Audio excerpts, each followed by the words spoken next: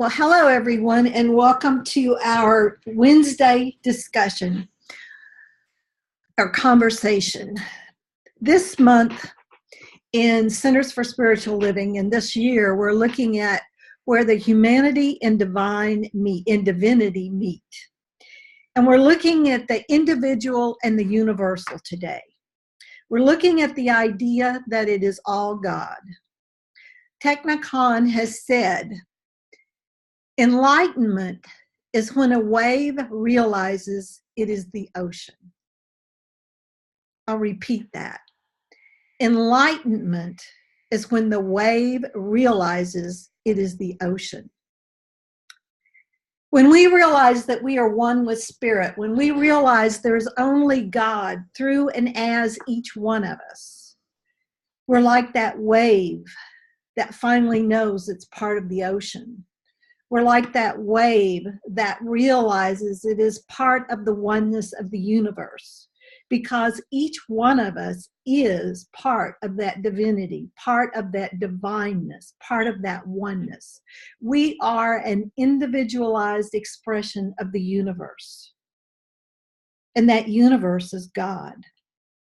Ernest Holmes in the Science of Mind textbook says, there is a place in us which lies open to the infinite, but when the Spirit brings its gift, by pouring itself through us, it can give us only what we take. This taking is mental. And in this thing called you, he says, the wick of your individual life runs deep into the oil of pure being. There is but life, and that life is your life now. And in Living the Science of Mind, he says, but the God that is in man, our women, is the same God that is universal. There is no wall of separation, no barrier, no place where one begins and the other leaves off. All is one, and one is all. The creativity of thought is not dependent upon the thinker. Only the choice of the thinking is dependent upon the thinker. The creative activity of thought belongs to the universe. This is one of the fine points of our philosophy and one of the main points of science of mind. While every advance in science is built upon the simple proposition that nature obeys us when we obey it. I love the idea all is one and one is all, and that we are one with God, and that the creativity of thought is not dependent upon the thinker. Only the choice of thinking is dependent upon the thinker. Holmes talks about in Living the Science of Mind, gives an example of this idea of when we begin to plant seeds. At some point, spring is actually going to show up in Ohio and stay more than 12 hours. Last week, we had snow 3 days, thunderstorms and flooding and tornadoes 1 day, 1 day of temperatures in the 60s, and 3 days of temperatures with a high of below 37. This week we've had a high of 37, and the next 3 days we are supposed to be in the 70s, and then Saturday it's supposed to be in the 40s again.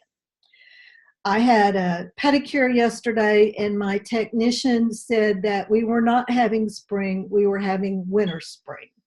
And I truly believe she was correct. So at some point, we are going to have spring, and we will be able to actually plant seeds. We will actually be able to activate the creative process. And I sit here in Ohio, and Gerd sits in Africa. And both of us have the opportunity to use the creative process and to go out into our garden or into our pots and place a seed in the soil. And when we place that seed in the soil, we are the thinker. We are the individual activating the universal. Because as soon as we place that seed in the soil and we cover it with the soil and we water it and we nurture it, we've activated the universal. Because that universal, that subjective mind, does not care what kind of seed we have placed into that soil. Because it will, at that point, act upon that seed and allow it to grow. And it doesn't matter what the thought was, what the seed was. That soil will allow that plant to grow. Whatever that seed was, that's what will come up. And it will come up as we nurture it, as we allow it to be activated by the universal law. It becomes what we plant. As long as we do not let other things get in the way, as long as we tend it and take care of it. If you happen to have a book or a piece of paper or something there that you can pick up and place in front of your face like this, please do so. And then I want you to look around and see what you see.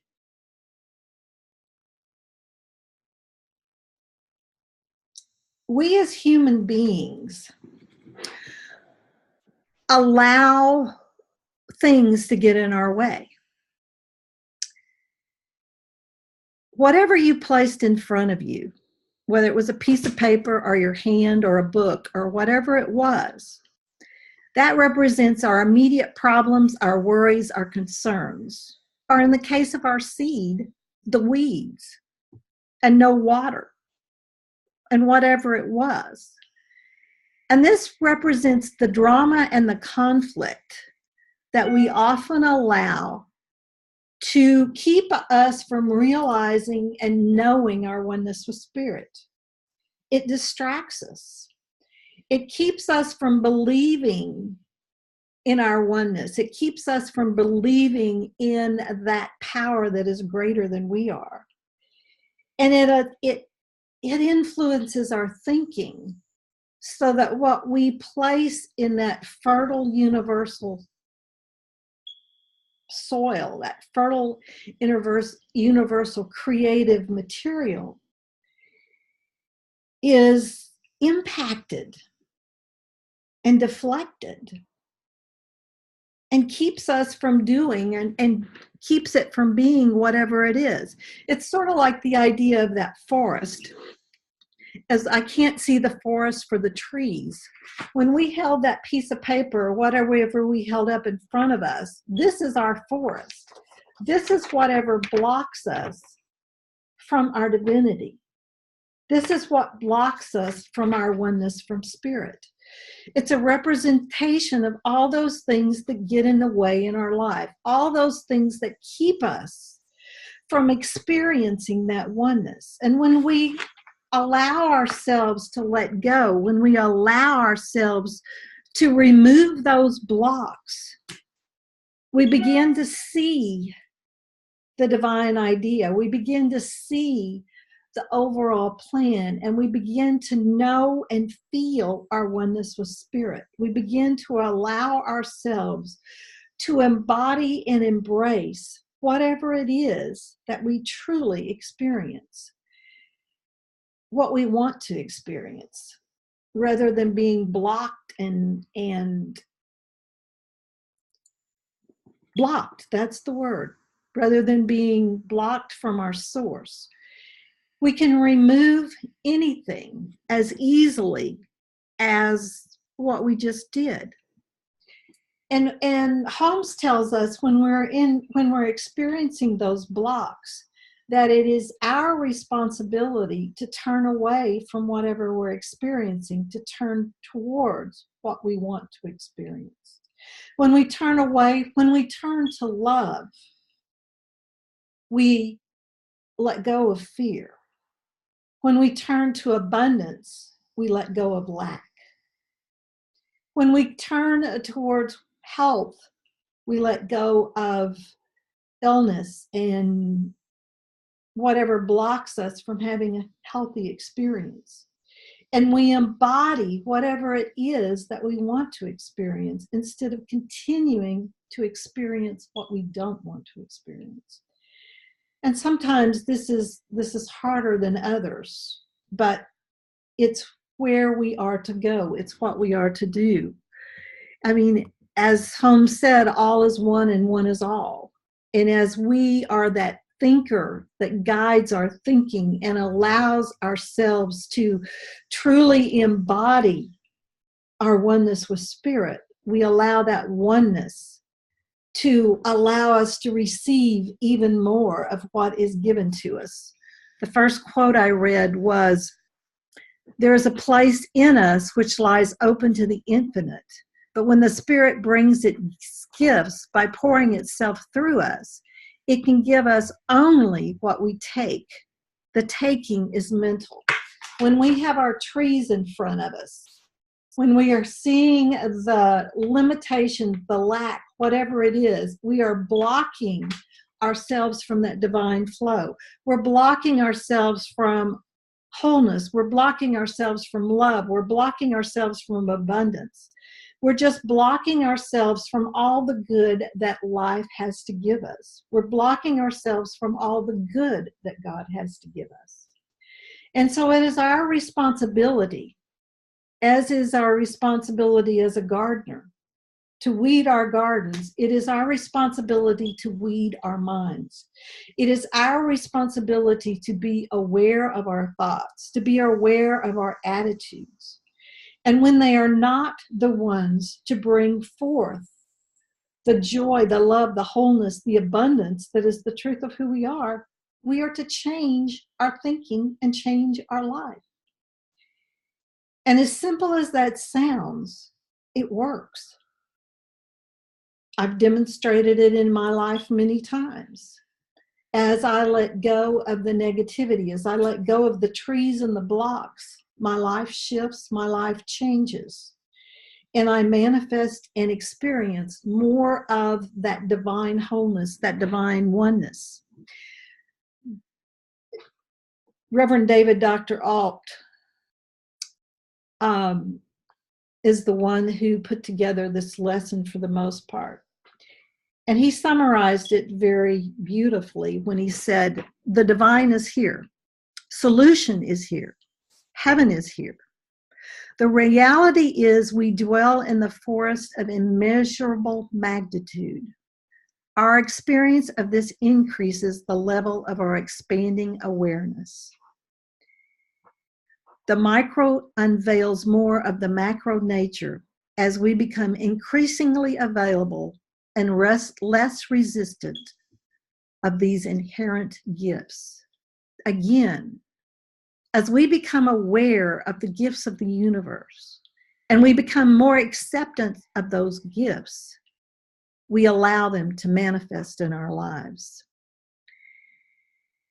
Please repeat this affirmation with me. Heaven is here. I allow its inherent presence to resurface, regenerate, and reset my mind. Again, heaven is here. I allow its inherent presence to resurface, regenerate, and reset my mind. And I honor you this week in taking every opportunity to reset your mind and to release the weeds, the negativity, whatever it is that is keeping you from experiencing your greater good. Thank you.